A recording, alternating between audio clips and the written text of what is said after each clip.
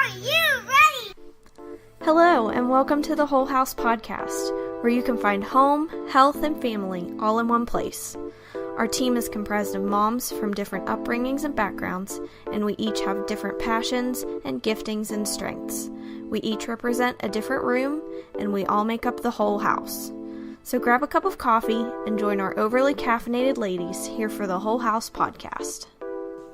Hi, and welcome to the Whole House Podcast. Today, it's Amory and Kathleen. I wanted to see what you would do. What's my name? It's Kathleen and Amory. Since you can't really tell the difference between our voices, you don't know that we switched. And she was just sitting there like, what are you doing? I didn't know what to say. Okay.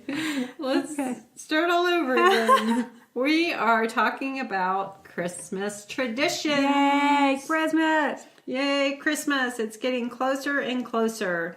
And this is the time of year that we either by default or on purpose make a lot of decisions about how we celebrate the season. Yes. So I looked up the word traditions, and it is a noun, the handing down of statements, beliefs, legends, customs, information, etc. from generation to generation, especially by word of mouth or by practice. You didn't have to look that up. All you had to do was listen to the Fiddler on the Roof song. That's exactly what I was thinking when I was typing up my notes for today. I'm like, all I can see in my mind while I'm typing up these notes is Fiddler on the Roof. Tradition. Tradition. Boom, boom. Tradition. Yep. That's all you have to listen to. And of course, the message in that movie is that some traditions are great to keep, and other traditions, it's time to let them go. Yes. But what we did was we have a list, 4 reasons why you should have Christmas traditions. Yes. And we'll go through each one, and I'll state the first one, and then I'll let Amory talk a little bit. But the first one is kids learn with repetition. Yeah. That's how they learn. They have to do it over and over and over again. So if you do something just one year, right, and you expect them to get it, they're not going to. Especially since it's a year apart. Right. I mean, you sit there and you do multiplication facts with kids day after day after day, and they still struggle. Exactly. So you're doing it a year apart. They're not going to catch on. Right. And the older they get, the more that they remember that tradition. Like, this is kind of a simple one, but Sam and Theo, the twins that are my grandsons, they just say, you're getting us Legos for Christmas, right? Because you always get us Legos. So what else do you get for Christmas? That's become a tradition, just as it was with my boys. That was the tradition. Every year they got a big Lego kit. Yeah. So you can't, like we said, you can't just expect them to get it the first time. Yeah. And anything else before we move on to the next one? I didn't know if you were going to go through them all at once and then us go back and go over them. Okay, let's do that. Okay. So number 2 is traditions build memories. Number 3 is celebration is a habit that homes should be full of.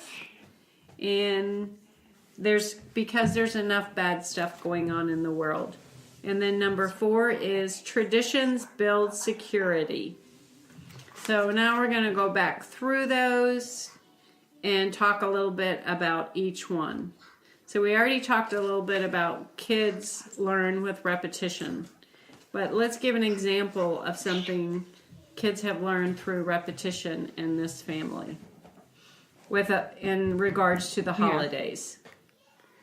So one of the things that I think that they learn is whenever you're doing the Advent readings. I was going to say Advent, yeah. Yeah, because it was just like I was saying this morning to my friend Sandra, we have these expectations of kids to have the spiritual meaning behind Christmas and understand everything. Right. Especially kids from hard places, they don't. Right. And we have this adult understanding of it, which isn't only in just a tiny part of it. Right. So we need that repetition so that they can. And an Advent reading is something that you do every day. So there's a lot of every day up until for the whole of the Christmas season. Right. So it's a lot of repetition, and it's really good because it really puts at the core of Christmas, keeps reminding kids daily why we're celebrating Christmas and what it's about. And if you do it well, if you have like a good book, or if you make it this exciting thing, then it's something that kids, I mean, my little girls, they're 4 and 3, and last year they were 4 and 2. I mean, my 4-year-old's about to turn 5, but they were little. And Seth my husband, we would light the candles and read a section of the verse or something from the Bible, and he would kind of talk a little bit about why that was important. But for them, the most exciting thing was blowing out the candle. But the thing was that because they were excited about coming and doing the candle, because they were so little, got to come and do the candle, that they had to sit there through the reading. Yeah, I can remember kids being, can we blow it out yet? Can we blow it out yet?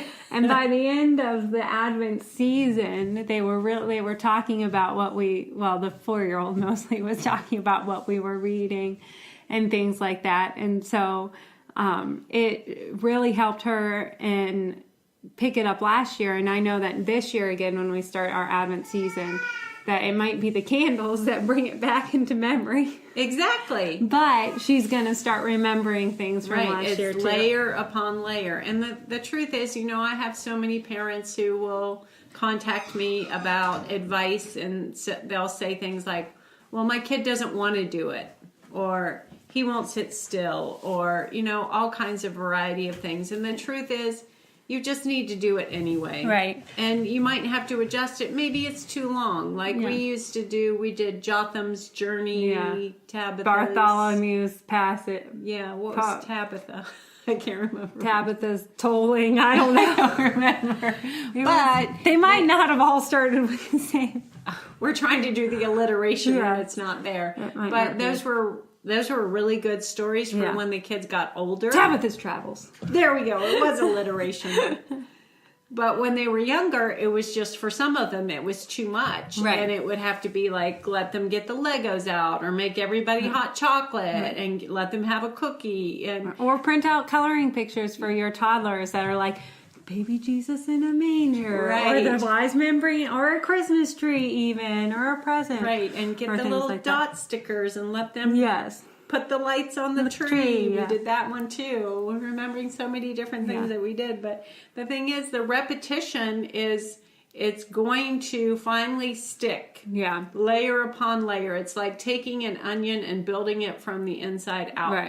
Every year you're putting on another layer, and then they're going to have a layer of understanding. Right. And I think that I know we're not only specifically talking about, the Advent season or the Advent right now. We're just using it as an example of repetition.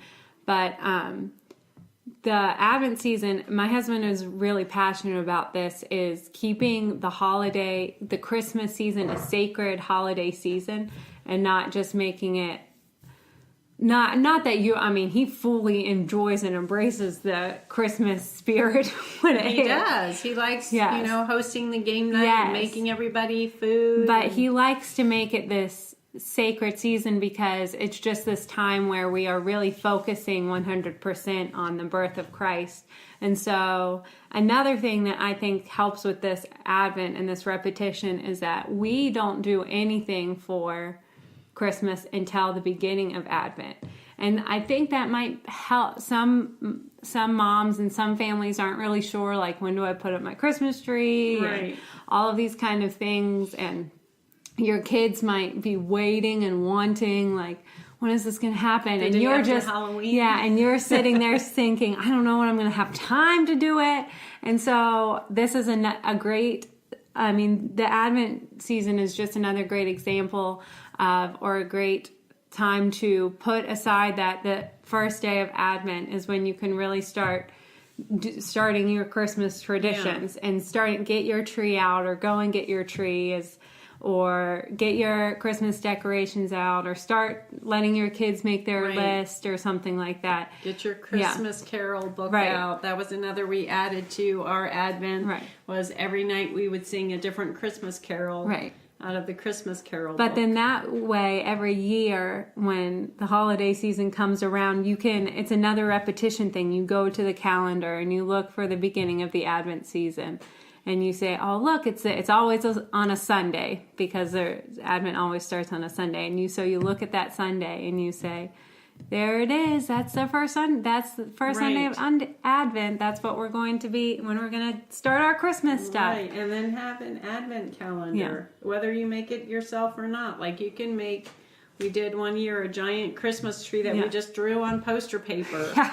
You know, it You doesn't can make have it to be super expensive. easy. You don't have to get on Pinterest and find the most my expensive one. You can just Yes. draw one on paper and put it up on the wall, and the kids. And we always get our candles from the dollar store. Right. You don't have to get expensive Just go and candles. buy your candles and get your Bible that you already have. Right, and you're going to burn those candles down. There's Right. not going to be anything left of them at the end of the 4 weeks, except the fourth one. And then what do you do with the fourth one? You burn it one time. Right. It Right. becomes your sacred Advent candle for a day. And then Mom gets to use it in her That's decoration. right. Well, this kind of leads right into number 2, which is traditions build memories. Yeah. You know, it's the same thing that we were saying about the onion. It's layer upon layer upon layer. And it builds memories with relationships. It builds memory with family. Like my kids always knew the extended family was going to come in for the holidays, and they were always waiting for that. And my brother and his wife, because they worked at a university, would get this exorbitant amount of time off. The same amount that taught students us- get off. Yeah, like a whole We were unrealistic thing, because we would have like Two whole weeks.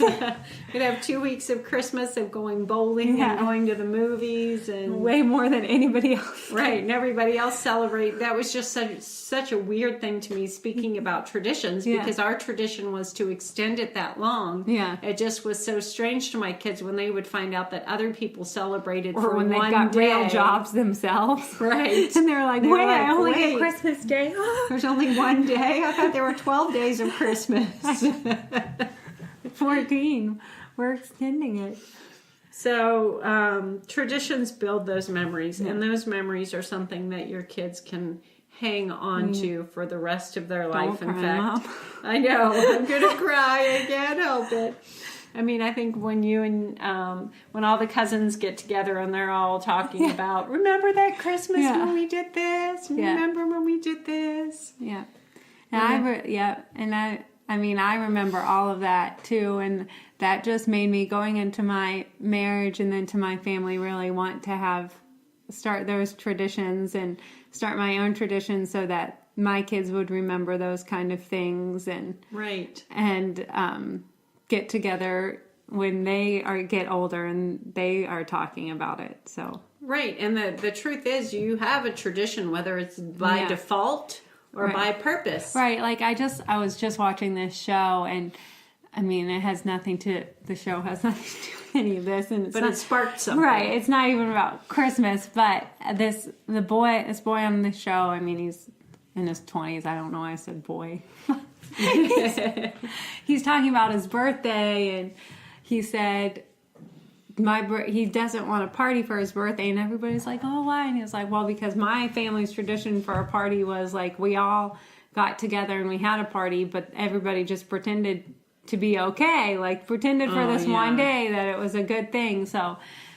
But that's such a negative thing to me. I don't want a party because that just makes me feel uncomfortable. It's a trigger. Yeah, so you want to be building those, like Mom said, they can be good memories, they can be good traditions, or they could be bad traditions. You don't even realize that you're doing it. Right, because I remember this one young girl that worked for our family, and she would babysit sometimes, and she was a college student, and she came over once during the Christmas holidays, and she was oohing and awing over the tree and the stockings, and then she just started crying because she said that, my mom she'll go out and buy all this stuff for us, and she'll leave it in Walmart bags. She won't wrap it or anything. She'll just hand it to us on Christmas morning and say, "Here you go. You better appreciate it." Aww. So the thing is, and that's so sad, but it does take effort to make traditions. It doesn't have to be perfect. Right. You can wrap your presents if you do presents. You don't even have to do presents, but if you do, you can wrap them in brown paper bags and decorate those. You don't have to have tons of money to do that. Yeah. But it does take effort to put forth the tradition that you want your kids to have. You have to work. Because that was her tradition. Yeah. And she was determined not to do that with her own children. Yeah. I don't have any ones that I was determined not to do. Does that make you feel better? Yes, it makes me feel so much better. Yes. So, number 3, celebration is a habit that homes should be full of. I like this one a lot because Seth and I have never had like unhappy or super bad time in our marriage, but we've just had times like everybody else that we're full of stress or a hard time. And I remember feeling for the first couple years that Christmas just wasn't fun. And it just wasn't. And it's so weird to come out of your childhood where everything's orchestrated for you. Mm-hmm. And your holiday is fun because all the adults, even if you are an adult, all the married adults are doing everything for you. And then you get married. And so it just felt, okay, hold on. And then you realize that you have to do it all yourself. And you're wondering, how do I do this? And how do you work this out? And what about in-laws? And what about this party? And I just remember that being a big struggle after I got married was, there's all these expectations from other members in the family that you're going to do exactly what they're doing, when they're doing it, and how they're doing it. And you have to actually talk through all those things and make your own traditions. And sometimes your own traditions are exactly the same. They're just geographically different. Right. You can't always drive like 5 hours away just because everybody always has. Right. Especially when you have a newborn. Exactly. Yes. That just makes it so difficult. Yeah. And so through our stressful Christmases, like there were times when like we were remodeling our downstairs in our first house, and so Seth just decided he didn't want to get a tree, so we didn't do a tree and all. And I just felt, and he even said it's like this Christmas just feels weird, and we just had some very stressful Christmases. So last year we had our new home for the first time and stuff, and we just really sat down and talked, and I just really tried to impress on him that I want to put so much effort into Christmas this year because our kids are getting older and remembering more things, and I want our home to be like so happy during Christmas. And so we put a lot of effort into everything that we did for Christmas, and including going to the tree farm and cutting down a tree for the first time. Carly and I followed suit, and we went and cut down a tree. And because I don't have any problem with the artificial trees, but I love real trees. And I just wanted to do that. Yeah. So I'd always wanted one. Yeah. My new tradition. Yeah, so it was and we just put a lot. Like Kathleen just said, it takes effort. I mean, we put a lot of effort into the things that we did, and I remember, I'm not going to cry.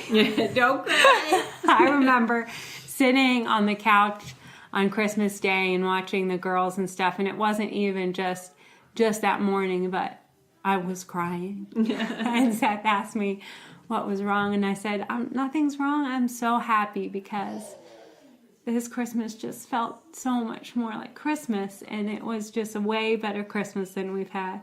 And it was the kind of Christmas that I wanted. And we didn't even spend like a lot of money, or we did basically, except for cutting down a tree, all of our traditions were in home, things we did in the house with the girls and with family and things like that. And so, well, we had the cookie and craft day, we made ornaments.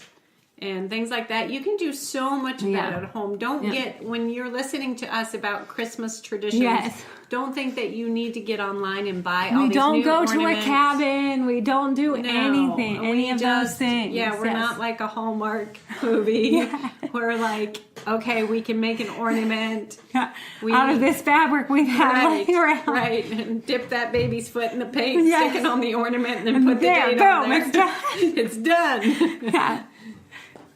The twins aren't too old to stick their hand on an ornament. There we go. Their hand's not too big yet.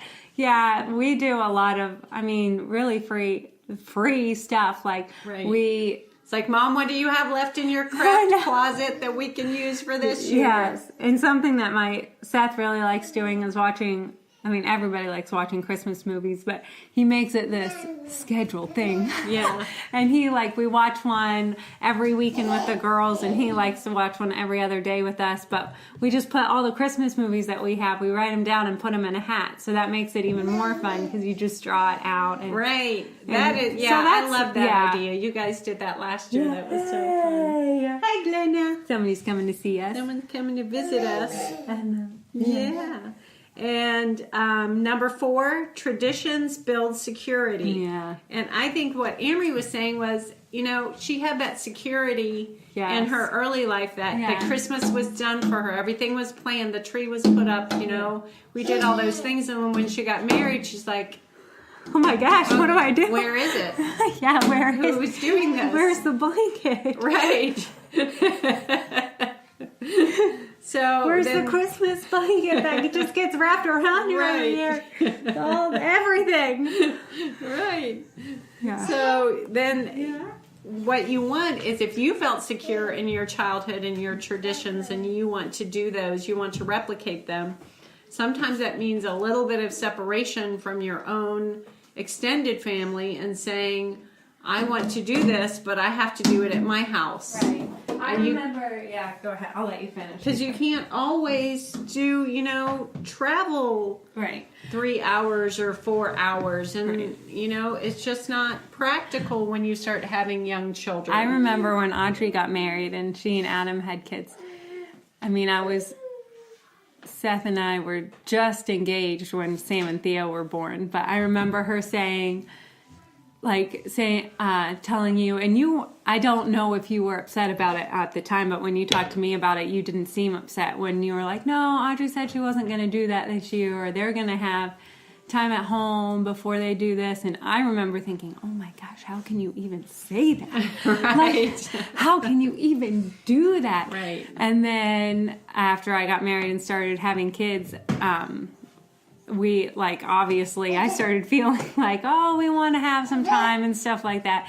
And traveling is obviously really hard with kids. And so that's something that Seth and I have had to deal with and things like that. But I remember Audrey and I talking last year, and we came to you and Dad, and we were like, we want to do Christmas all together. Yes. But we want to have a Christmas morning to ourselves too. And I'm sure that was hard for you guys, but you were also very gracious, and we did it the day after Christmas. Yes. And that it also, being flexible and understanding just helped make, I think, everybody's Christmas better. Right. So if you are, if you have grown children that are married or engaged or whatever, you have to be flexible, and that doesn't mean that it's not sad. Sometimes, like what Amory said, when we had to change our plans last year, and we did what is called a Bob Hope Christmas. Yeah. So we had our Christmas day exactly. It was exactly the same way we've always done it, but we had it the day after Christmas. Yeah. And it was sad at first, but I also have a lot of understanding of that because I'm from a large family also. And I remember how difficult it was when I got married and started telling people, we can't be there for every single holiday. And that's actually when we started hosting the holiday for my extended family. Right. And that became part of your tradition as you got to see all your cousins and everybody. And right. So I would say that because I was thinking about this earlier, because I was talking to somebody in my family about this.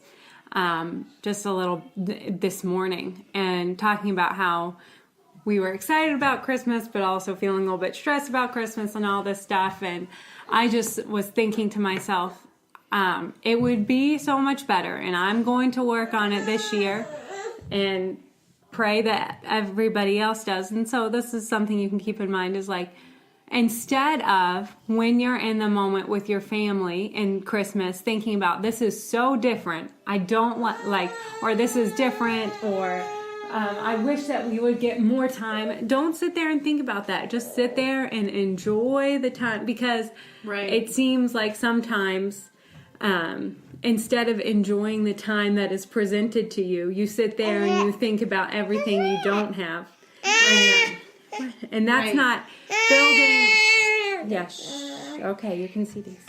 And so that is not, because we're talking about building security, that's just putting stress into your home and not building security for your kids or your grandkids, and when you should just be enjoying the moment and enjoying the time, and that's going to make your kids feel way more secure. Yeah. So those conversations that you have with your spouse about, oh, we're only going to have 3 hours at this person's house, just enjoy it. Don't stress about it, because you like Amory was saying, they all had to detox because they had 2 weeks of Christmas, and then all of a sudden they're adults and they're like, wait a minute, everybody doesn't celebrate for 2 solid weeks. Yes. And they got so used to having all that time together. So just one thing I want to point out about this, why should you have your own traditions, which we're kind of leading into? Yes. Each family has its own system of government. Yes. Like you're a mini kingdom. Yeah. Like, have you ever heard your mom or your aunt or your grandma say, this is how we do things, or this is how the Joneses do things, or this is how the Guires do things. And so why does your family do those things? Do you do those things because that's what everybody else does? Right. Or do you do those things because you decided on those traditions and you have a reason to back them up? Yeah. And I think that you need to have a reason. We definitely can explain our reason for doing the Advent readings, and you should be able to tell your kids that. Yeah. But I'm not saying that you need to tell your kids, okay, we're spending 3 hours at grandma's because blah, blah, blah, blah, blah, and this is the reason. But you should talk to your spouse about that. Here's the reason we're going to do our Christmas at home, so we can watch our kids open their presents and they don't have to rush off and leave and go to somebody else's house as soon as they open their presents, and then they don't get to play with them for the rest of the day, or we don't get to enjoy the rest of the day together. Good job. Glenna is eating my fall decorations. So we were going to finish up with this question. What are 3 traditions that you have kept going that you learned from your parents? Well, this is kind of cheating. We're going to have the same. I think you're going to have the same ones, but it's kind of cool though. Right. I would say the Advent is one. And reading Advent, the cookie day that we have, and then I have so many. Like, you're allowed to do more than 3. I just want to reading the Bible story the day that the Christmas morning. Mm-hmm. And I'm also trying to prevent gourds from being flung across the room.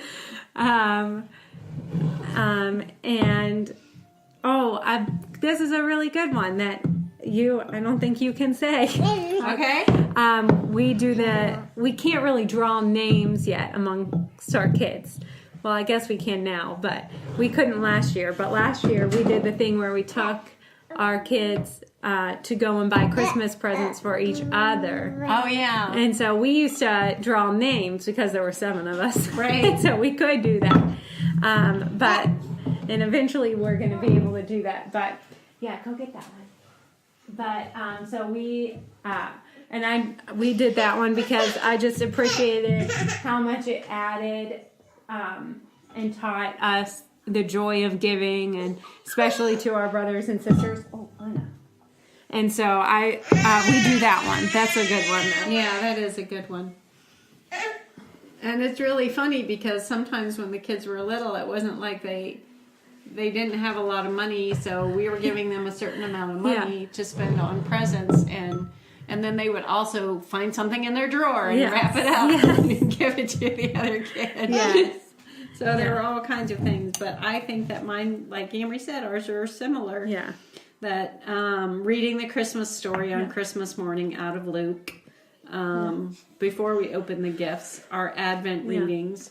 Now, in our cookie baking days, and then I had this too. This is, Amory's may not have changed that much, but some of the things that we've changed is sometimes we have lasagna on Christmas Day. Yeah. Because it's easy to make ahead of time. So you're not like on Thanksgiving Day, we don't mind spending the day cooking because that's what you're focusing Thanksgiving on. is, Yeah, but on Christmas Day, we don't want to be baking and cooking all day. And then we have shrimp on Christmas Eve. Yeah. And one year we made homemade pizzas on Christmas Eve. And some friends of ours who had couldn't stay in their house because they had an oven fire. Yeah. Well, actually, their oven blew up. And they were staying in a hotel, and they came over, and we made homemade pizzas. Yeah. I was just thinking of one. I don't know. It just went out of my mind. I'm sorry. Go ahead. Well, the other one I had written down, we already talked about. We had the Bob Hope Christmas. Yeah. We celebrated the day after so that adult kids can enjoy Christmas morning at home with their kids. Yeah. And nieces and nephews, too, who are married and wanted to do that and then come over the next day. Yeah. Man, I had a good one. You had a good one and it left your mind. Yes. I think the main point, though, is make sure that you're proactive about this. You get to decide. You decide what your traditions are. You have to put forth the effort. You have to put forth the practice. And I'm just going to make this major point. Glenna is blowing bubbles in the water. She figured out how to blow straw. bubbles? She just figured that out. Whoa. And then she took a drink. But the thing is, don't expect perfection. Oh, I remember what it was. Go on. You remember? Go ahead. I was listening to Amy Grant when we set up the Christmas tree. That's right. That is a big, big, important tradition. Yes. And I carried over from my mother. I still listen to Nat King Cole. Yes, Nat King Cole. So whatever your traditions are, whatever you decide, remember, you're in charge of choosing them. Yeah. And then you're in charge of making sure that you follow through with them year after year after year so that you have that repetition, you build security. And don't make them hard on yourself. Like, don't decide that you're going to, I don't know, decorate every inch of your house or... All right, or cut out little tiny ornaments every single year, start all over from scratch. No. Yeah, just make them realistic and realistic to your children and what you are able to do and your husband too and what he is comfortable with and what he's able to do and be open to your husband's suggestions too is a good one. That is a really good because one. his family dynamic was different than your family dynamic and he wants to carry some of that over. Right. I'm so sorry. Share your Christmas traditions with us. Yes. Comment on them, and if there is something that it's made you think about from your past and you want to bring that back into practice, share that with us because we would love to know. Yes. So, as usual, thank you for joining us here on The Whole House. Yes, thank you. And have a very Merry Christmas season. Yes. Bye. Bye. We're so glad you could join us here for the Whole House podcast. Please subscribe, and if you give us a review, we might pick our favorite and send you a prize. Please remember to like the Whole House Facebook page and follow us on Instagram at _whole_house. And please sign up with your email on our website, thewholehouse.org, to be notified when new things are happening here at the Whole House. Thanks so much for listening.